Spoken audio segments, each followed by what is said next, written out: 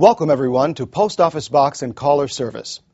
This segment was developed to provide employees with an understanding of what changed because of the rate case, how it affects employees, and what employees should tell their customers. We hope you find the training helpful in enabling you to manage, collect revenue, and better serve your Post Office Box and Caller Service customers. Post Office Boxes and Caller Service. Defining the value. P.O. Boxes and Caller Service add value to both customers and the Postal Service. Businesses and residential customers have rated security as the #1 reason they have a P.O. Box. For the Postal Service, it provides revenue to offset costs and improves customer satisfaction. To customers, P.O. Box and Caller Service fees are very reasonable and continue to be an excellent value. Primary benefits to customers who use P.O. Boxes or Caller Service are security, privacy, convenience, affordability, early delivery. Value to the Postal Service.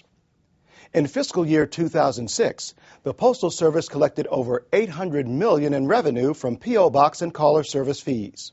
Providing these services for residential and business customers meets a need in the community and increases overall customer satisfaction. Post office boxes utilize space in post office lobbies and provide a valuable customer service. These services also help manage costs for the Postal Service by using a cost-effective delivery channel. What changed?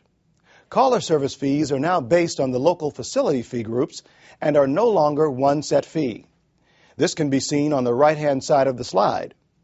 Post Office Box fees also have changed, with several offices changing from one fee group to another. Fee groups have been adjusted to reflect the cost of commercial space by zip code. Lock replacement fees are now $14. Additional and replacement key fees are now $6. Annual reserve fees are now $38. Note, the key deposit fee did not change and remains at $1. Why have fees changed?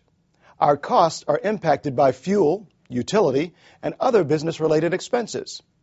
Customer fee changes are reflective of commercial real estate costs for their specific post office location. These changes are a continuance of the Post Office Box fee realignment, creating more consistent costs per square foot. How are fees determined?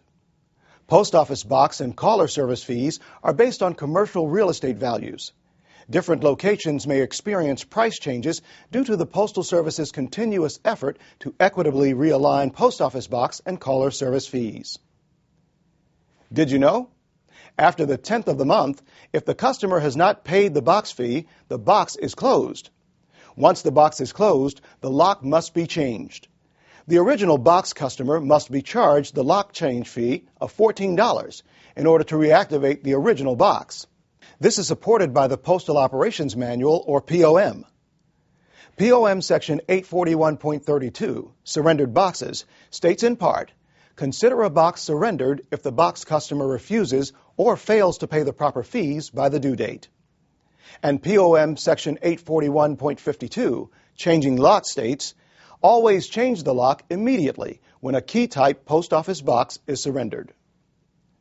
Web Box Activity Tracking System, or WebBATS, was developed to uniformly manage post office boxes across the nation.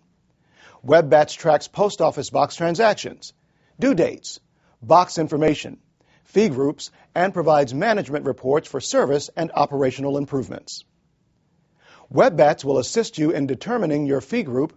WebBATS will also have the correct fees and fee group assignments the day the rate case is implemented. Offices on WebBATS should use this system to determine their proper fee group assignment. Since some box sections will be changed to a different fee group in a number of locations, determining your office's proper fee group is critical to charging the correct post office box and caller service fees at the window. POS terminals will be updated to reflect new fees. If post office box fees in POS and WebBATS do not match, the fee group in POS will need to be changed to reflect the group in WebBATS. IRT and manual offices who do not have access to WebBATS will find their fee group assignment in Publication 431. Quick tips. When entering payments received into WebBATS, enter the exact date the customer provided the payment. When one or more sizes are sold out, Utilize the waiting list feature in WebBats. What to tell the customer? Our costs of doing business, like all other businesses, increases when fuel, electricity, and other business expenses increase. Post office box and caller service fees are still less expensive than non-postal locations that rent private mailboxes. The Postal Service places a high priority on security and privacy.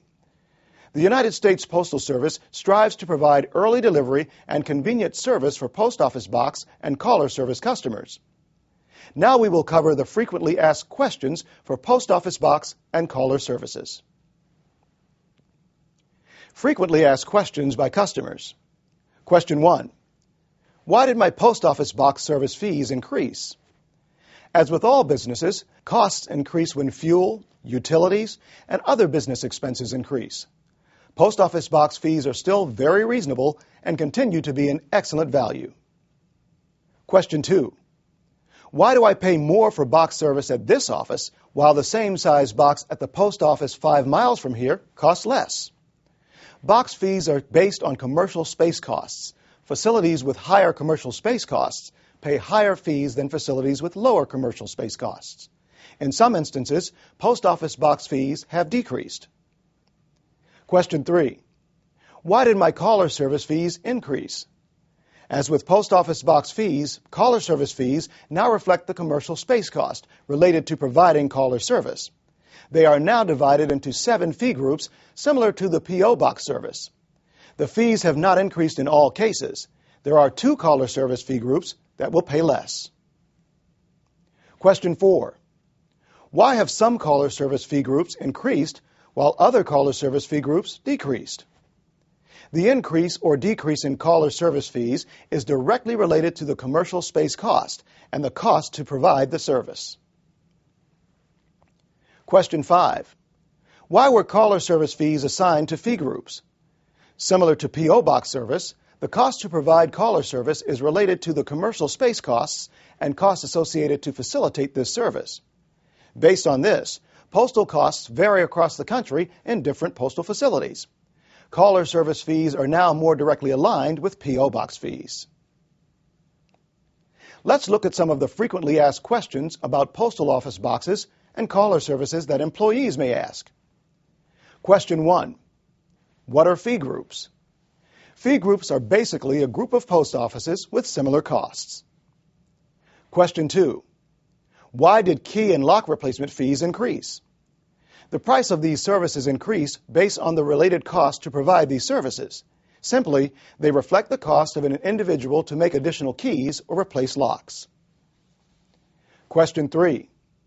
Where do I find my fee group assignment?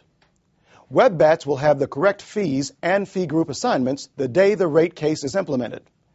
WebBats offices should use this system to determine the group assignment for their box section. The POS terminals will also be updated the day the rate case is implemented. Offices who are not on WebBats can find their fee group assignment in Publication 431.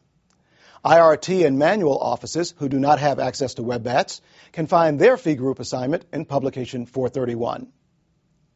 Question 4. What if the fee group in POS is different from the fee group assigned by WebBats? Supervisors must change the POS fee group to reflect the fee group in WebBats.